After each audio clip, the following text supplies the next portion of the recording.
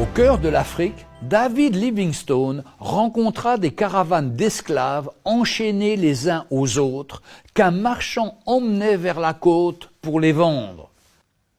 Le missionnaire frémissait d'indignation devant cet odieux trafic, mais ne pouvait s'y opposer. Voyant un jour dans la triste colonne un homme plus pitoyable que les autres, il interpella le marchand. « Combien veux-tu pour celui-là? Je te l'achète. » Le marché conclu, on délia le malheureux qui restait là, persuadé qu'il avait simplement changé de maître. « Mais non, lui dit Livingstone, tu es libre, je t'ai racheté. » Alors l'autre s'écria, « Je veux rester avec toi et te servir librement puisque tu as eu pitié de moi. » Ce que Livingstone a fait pour cet esclave, Jésus-Christ l'a fait pour nous tous. Il a payé notre rachat de son sang.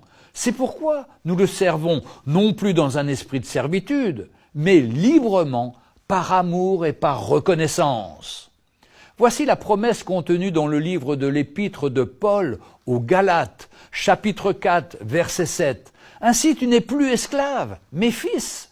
Et si tu es fils, tu es aussi héritier par la grâce de Dieu. » Dans le livre de l'Apocalypse, au chapitre 5, au verset 9, il est écrit « Concernant Jésus, tu as racheté pour Dieu, par ton sang, des hommes de toute tribu, de toute langue, de tout peuple et de toute nation. » Faisons connaître à tous ceux qui sont encore esclaves du péché qu'ils peuvent être rachetés gratuitement de leur vaine manière de vivre par le sacrifice de Jésus-Christ à la croix, afin de vivre une vie de vraie liberté, libre du péché et recevoir la vie éternelle.